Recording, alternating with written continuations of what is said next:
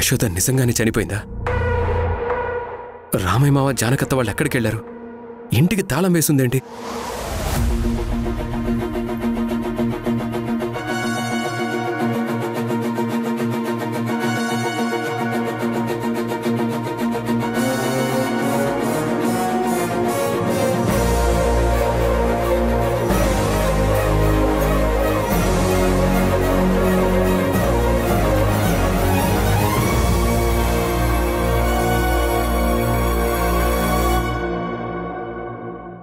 ఏంటి తల్లి, ఎంత ఆలస్యమైంది?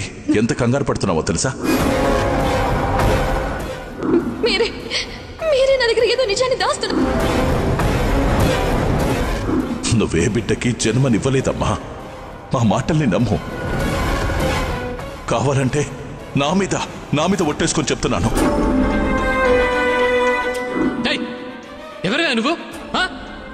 మా ఫ్యామిలీ విషయాలు నువ్వెందుకు కలగ చేసుకుంటున్నావు? నేను చూసింది నమ్మాలా? నా మనసు చెప్తుంది నమ్మాలా? నా మనసు ఎందుకో రామయ్య మావ జానకత్తయ్యల్ని అనుమానిస్తుంది. అసలు యశోద జీవితంలో ఏం జరుగుతుంది? అమ్మ వాళ్ళకి రామయ్య మావ వాళ్ళ గురించి ఏమైనా తెలుసుంటుందేమో.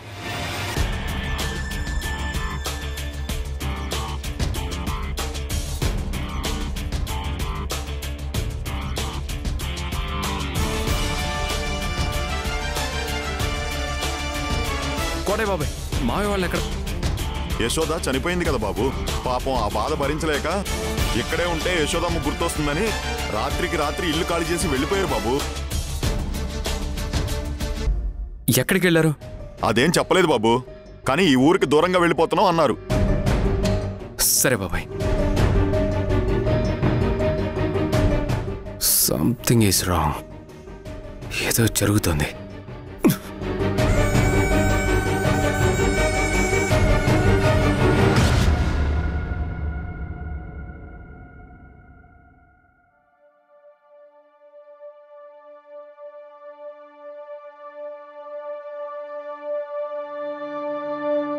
అనకూడదు కానీ నా మనసు ఇప్పుడు చాలా ప్రశాంతంగా ఉంది. దేనికి దాక్షాయని? 20 ఏళ్లుగా మన ఇంటి కోడలని మనం కలలుగన్న ఆ యశోద మన ఊరి బ్రిడ్జి మీద నుండి దూకి ఆత్మహత్య చేసుకుందంట కదా. అందుకే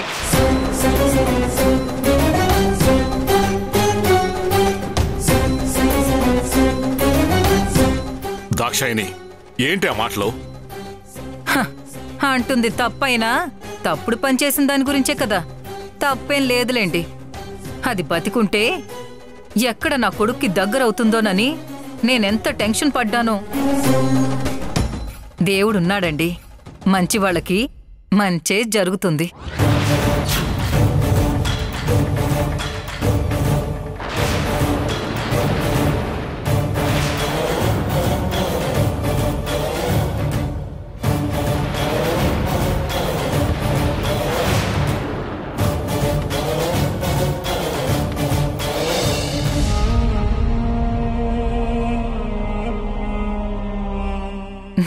నాన్న హరి, ఏంట్రా ఎప్పుడొచ్చావు?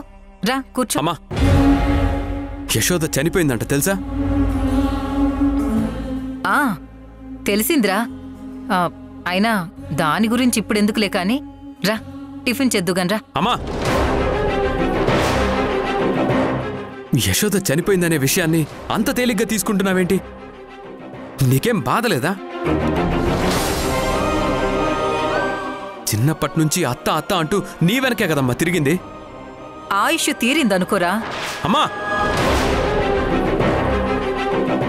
యశోదకి వయసు అయిపోలేదు. పైగా హత్యో ఆత్మహత్యో తెలియని పరిస్థితి. హరి, యశోదని హత్య చేయాల్సిన అవసరం ఎవరికుంటుంది? మరే తప్పుడు పని చేసిందని ఊరందరికీ తెలిసిపోయింది. మొహం చూపించలేక దూకేసుంటుంది. పాపం ఆ రామయ్య తండ్రి. ఆయన్ని పాపం అనకమ్మా, నాకు ఆయన మీదే అనుమానంగా ఉంది.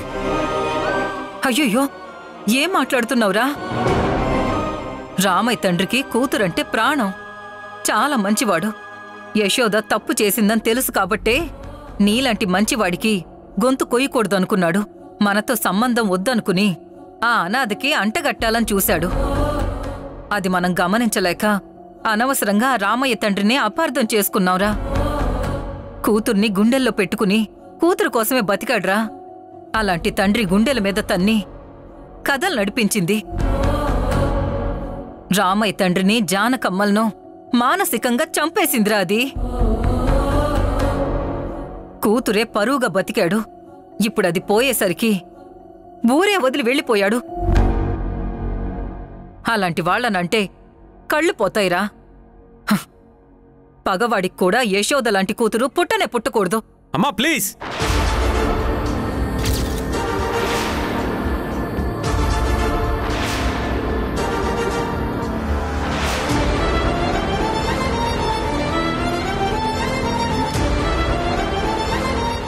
యశోదను అలా అనకమ్మా. యశోద చాలా మంచిది. యశోద తప్పు చేయదు. తను చనిపోయే ముందు కూడా నేను మాట్లాడానమ్మా. తను ఆత్మహత్య చేసుకుంటే నదిలో తన బాడీ కనపడాలి కదమ్మా. యశోద జీవితంలో ఏదో జరుగుతుందమ్మా. ఎవరిని నమ్మాలో ఎవరిని నమ్మకూడదో అర్థం కావడం లేదు.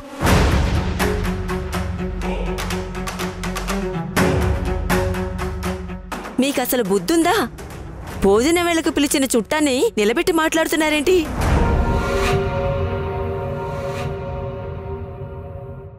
తిన్నాక తీరిగ్గా మాట్లాడుకోవచ్చుగా.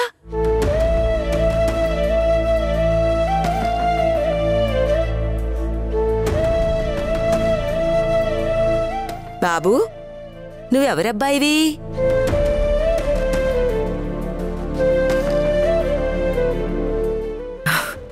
విన్నావు కదరా, ఆ యశోద దాని దారినది పోయింది.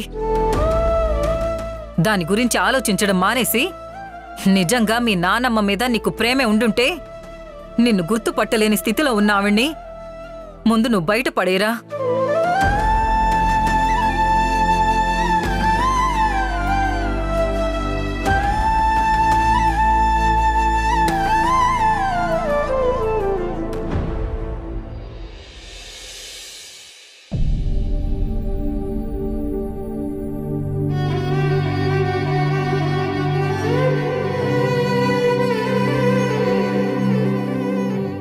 నిజంగా వాళ్ళు మనుషులే కాదు, ఆడపిల్ల జీవితంతో ఇలా ఆడుకుంటారా?